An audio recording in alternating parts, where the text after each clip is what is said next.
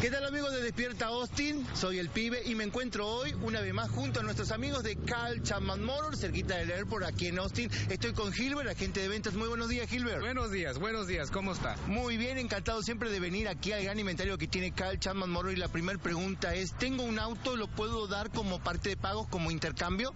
Claro que sí, aceptamos cualquier vehículo o mueble que trae. Con respecto al financiamiento, Gilbert, que sé que tienen un financiamiento en casa, un financiamiento propio, ¿es fácil? Sí, es muy fácil aquí para financiar con nosotros, no tienes que esperar días o horas, el proceso es muy fácil. ¿Qué requisitos necesitamos tener?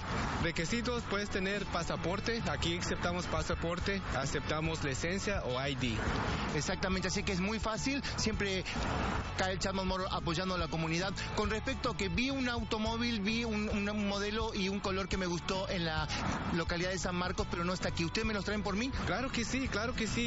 Cualquier vehículo que le gusta, allá lo podemos traer para acá. Aquí podemos hacer todo el proceso, el solicitud, y nosotros te ayudamos. ¿Qué horarios y qué localidades tenemos? Tenemos la hora de 8:30 a las 6, lunes a viernes, y sábados 8:30 hasta las 5. Qué increíble tener esta opción para que el cliente venga. Se habla totalmente en español, el trato es amable. Sí, aquí todos hablamos en español y le ayudamos a los clientes lo más posible que podemos.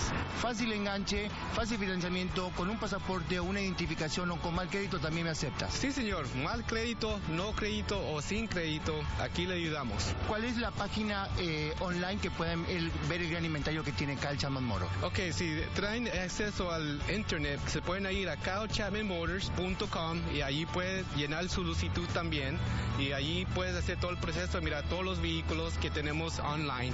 Muy bien, muchísimas gracias, Gilbert. Esto es todo desde aquí.